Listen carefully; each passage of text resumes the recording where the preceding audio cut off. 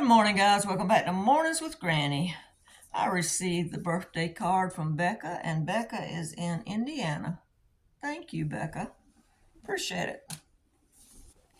All right, we're going to talk about 10 ways to save money today.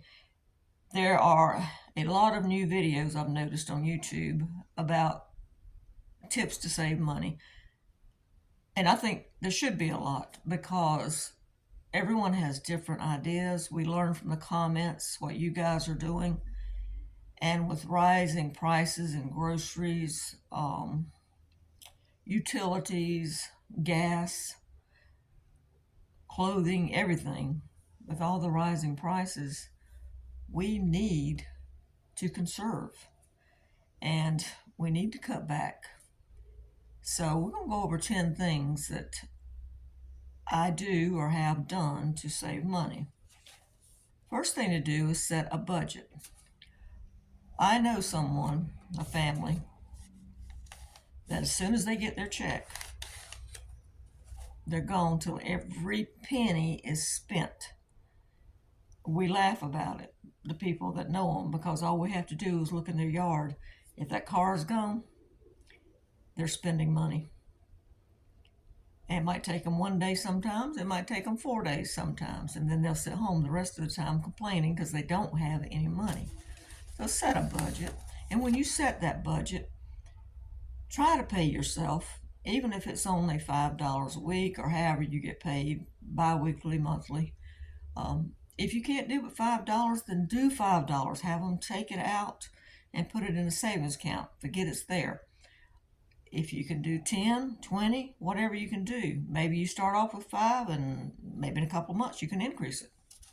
But try to set up a savings account so you have a little bit of backup.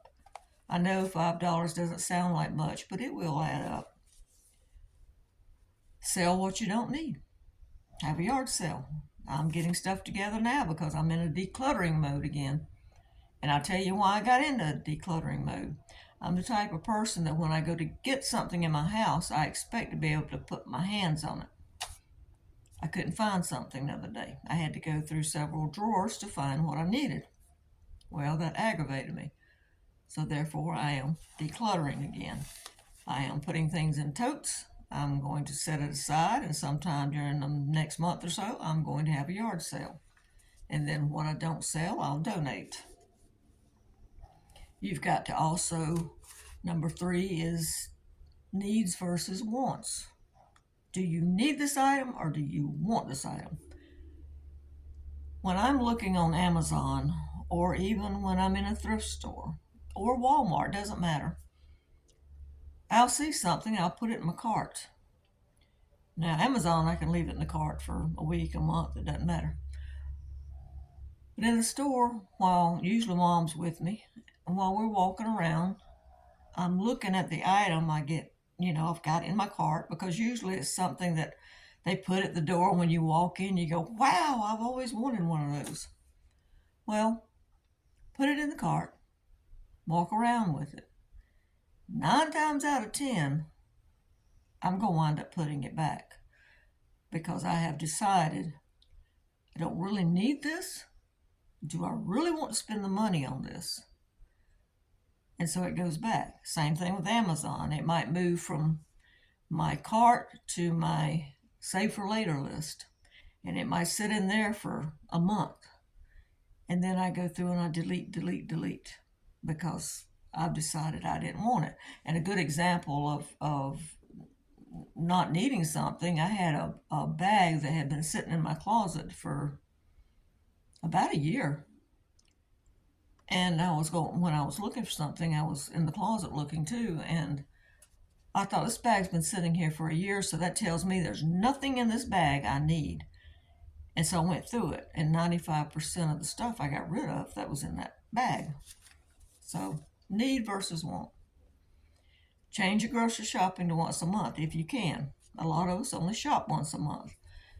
Because how many times do you go into a grocery store and you go in to get one thing and you come out with a half a buggy full, and then you forgot what you went in for? You get home and you go, oh no, I didn't get it, and you're back again.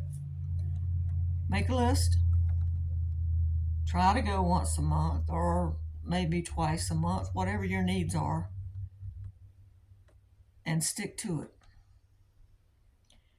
Or, like I said, you might be flexible as far as you go in to get pork chops and they've got chicken on sale. You might switch out the meats, but stick to it as close as you can and cut down your grocery trips. Not only are you going to save on what you're spending in there, you're going to save on gas. Now, some people are going to disagree with me on this. Most people say use cash. They don't spend as much when they use cash. I'm the other way around. I don't keep that much cash, and I use my debit card. The reason being because I'll think 2 or 3 times before I pull that debit card out to use it.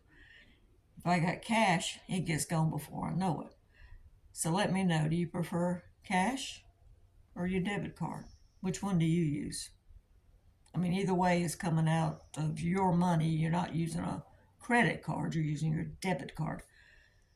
But I tried the cash there for a while and I was going through it too fast because it was just too easy. It was there. So it's when I switched to using my debit card for most of my purchases, it slowed me down. I didn't spend as much because I really thought about it. So what do you do? And we've talked about this before, buying quality. And car parts are a good example. Used to be, I don't know about now, because usually my mechanic gets my parts now. Used to be when you went to buy a part, you might buy a part and it's, let's say, $89, okay? They guarantee it for a year. Well, you ask them, say, do you have any with a lifetime guarantee? Well, you pay $10 or $20 more and you've got a lifetime guarantee. So I would rather pay $10 or $20 more and get that lifetime guarantee. And when I'm looking through items, we'll use Amazon again, even for small items like flashlights and different things, I still look because some of them do have lifetime guarantees on them. So try to buy quality if you can, even in furniture. Pay a few dollars more, it will last longer. An example is my grandmother had a Lane recliner. After she passed away, I got it. I used it for about 10 more years. She had used it probably, I don't know, maybe 10 or 15 years. My daughter and I went and got me another recliner when the Lane finally broke. And we bought a cheaper one that was, I forget what the name of it is. But anyway, it broke after a year. Right now, I'm still using it. We fixed the part that broke, and then the footrest has got a hole in it now, so I have to be careful when I push down not to get my foot caught in it. So spend a little extra money and get the quality if you can. Quit buying disposable items. You know how much paper plates are now? Oh my gosh. And cups, solo cups, they're expensive, and all you're doing is throwing them in the trash. I understand if you're working 2 or 3 jobs and you don't have time to wash the dishes, or you're having a big family gathering, maybe ask someone else to bring the plates and cups. I do. But don't waste money on disposables. Just wash the dishes. If you're having a big crowd, you can always get someone to help wash the dishes. That's what my daughter's got a dishwasher, and we used to eat out of disposable, but now we eat out of the regular plates, and she puts them in the dishwasher. And here's one that I don't understand, and I don't go to Starbucks. I don't know all the prices for Starbucks. I do know they're high. Make your own coffee and take it with you. It doesn't take that long.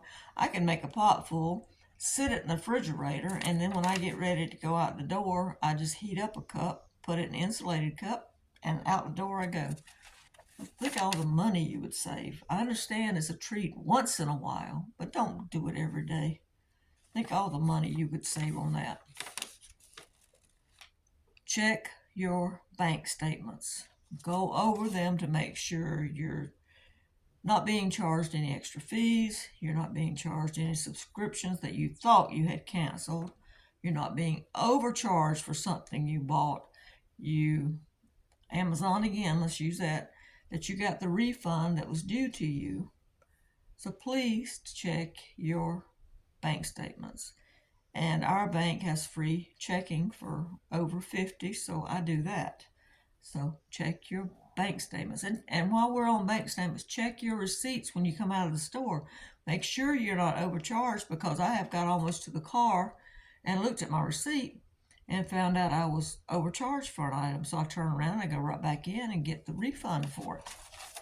So check your bank statements and your receipts. Make sure you're not getting charged for something that you didn't order, or overcharged for something. And we're all guilty of this, using shopping as therapy.